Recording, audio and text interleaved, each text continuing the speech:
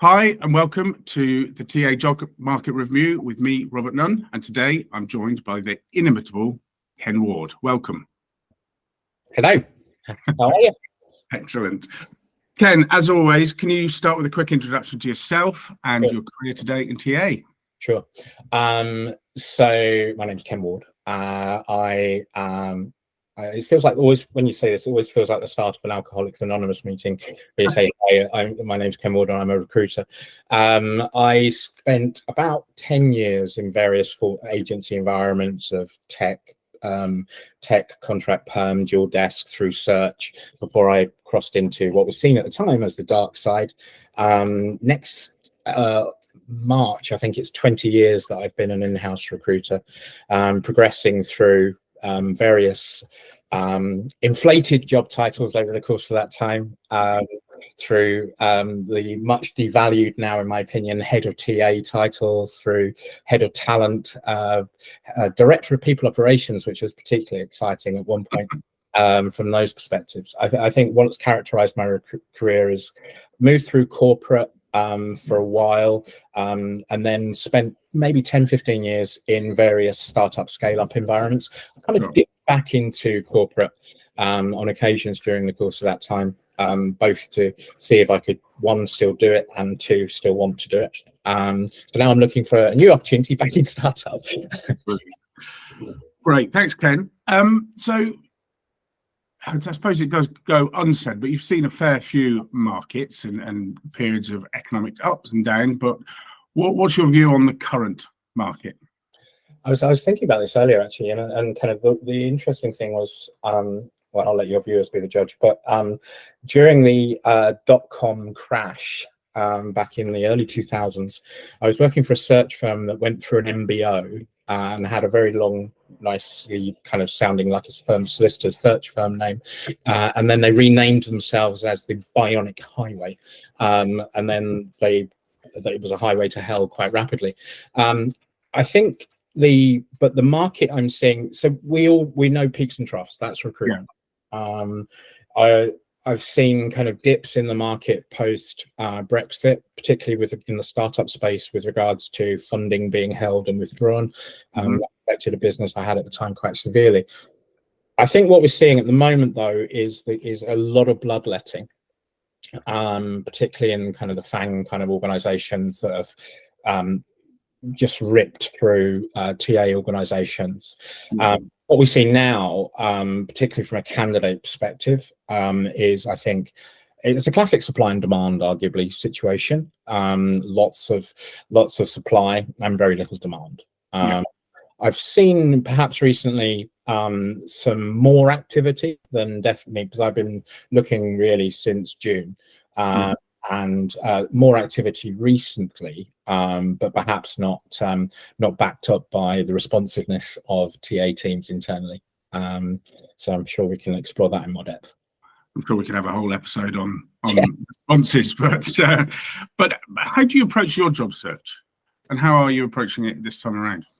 It's kind of an interesting one because one of the things, obviously, that as a digester of many social channels, and kind of looking for that sweet spot in terms of how to land the next role, I think one of the things we're seeing that can be misleading, in my view, is that with a focus on recruiters' personal brand, one of the ways to enhance its perceived that personal brand is to suddenly be giving back in terms of interview advice and job search advice and everything else, which I'm always open to new ideas. I think that's characterized my whole career, but often I've kind of not necessarily agreed with those kind of things.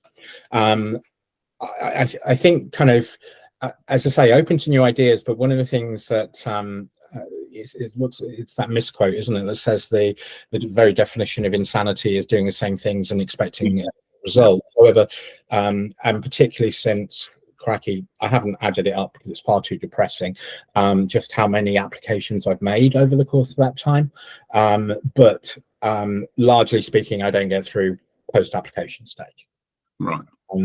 So one of the other pieces of advice that's often given is network and use your network.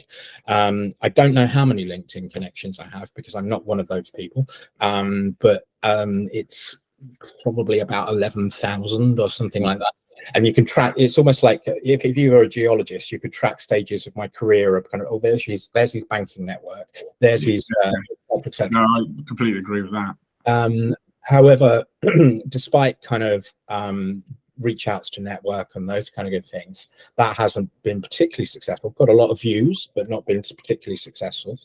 I've also rewritten on a number of occasions my CV. I haven't taken the piece of advice that I was once given, which was drop off the first 10 years of my experience, which was kind of interesting.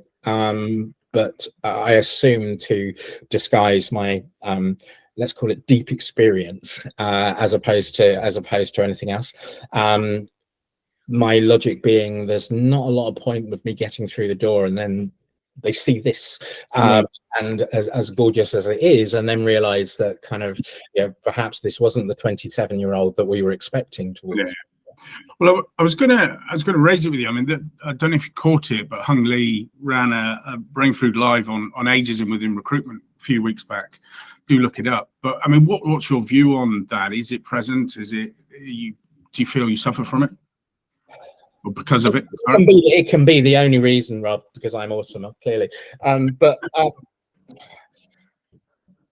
I think in terms of rationalizing it, I think one of the things I've seen through a number of waves in our focus, quite right in our focus on DEI and DEI initiatives, often one of the 5 pillars that is often forgotten, which is age discrimination. I think inevitably, it's what I have seen is the people reviewing my CV and rejecting my CV. Of course, I put myself through the pain of kind of, well, let's have a quick look at their LinkedIn profile, and they are considerably younger than myself.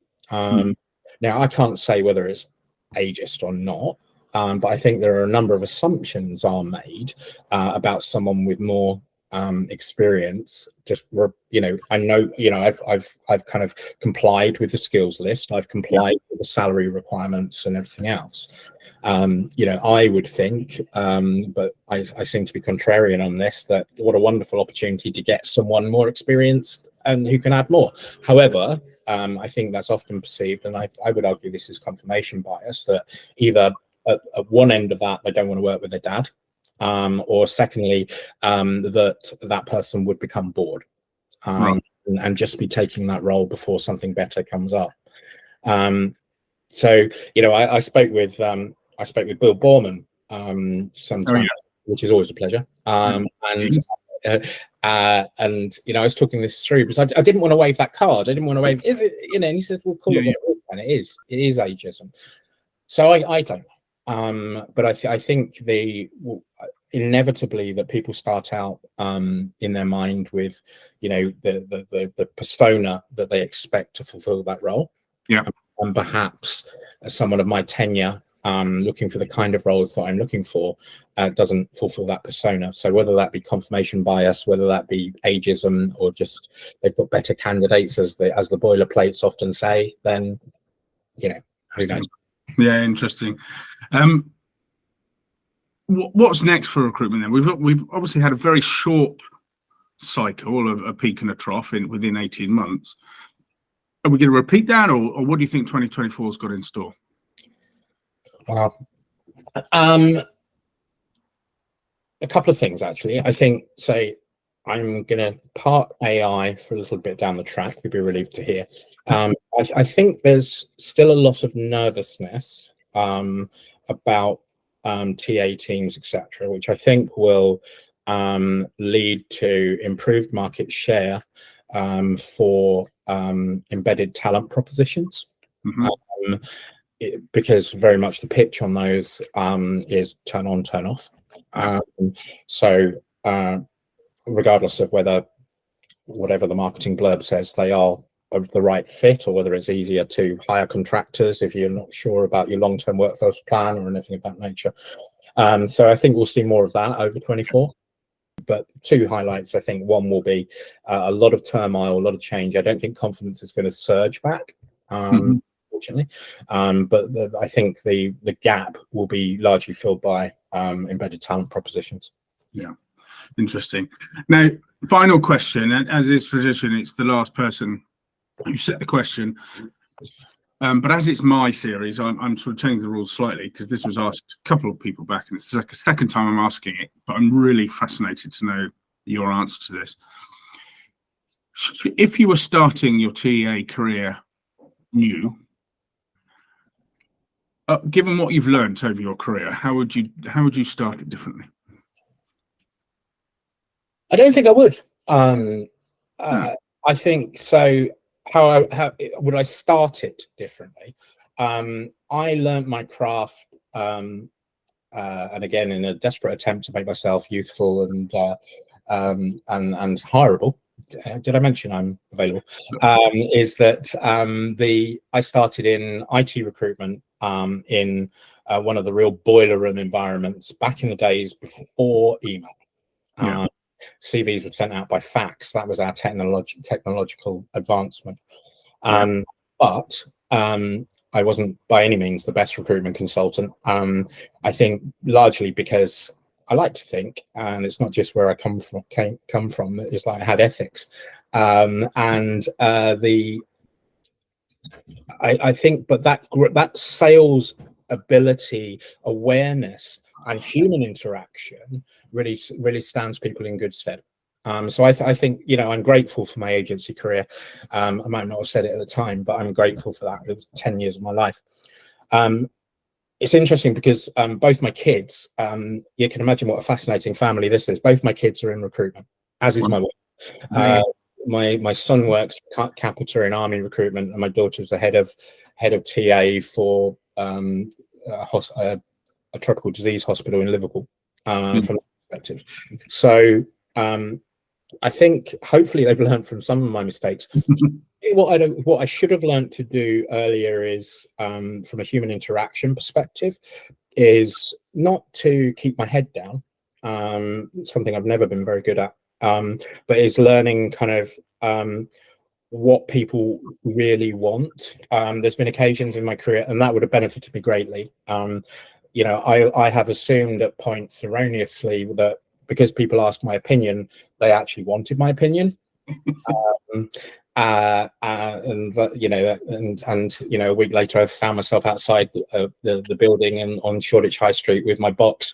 What happened? From that perspective, so I think diplomacy would have been a better learned skill earlier on. Not political. I differentiate those quite strongly, but no. I'm still, bizarrely, after nearly 30 years next year, I'm super passionate about TA, the value we bring. I think we're the most important part of any organization. Without us, they're screwed, clearly. But I think we need to maintain the quality bar high, and I think the real way to do that is through human interaction, and perhaps most importantly, empathy. Indeed. Wise words. Ken, mic drop. Always a pleasure. Always a pleasure. And I wish you all the very, very best for your onward search. You're a gentleman. Thank you. Well, good to talk to you again. Take care.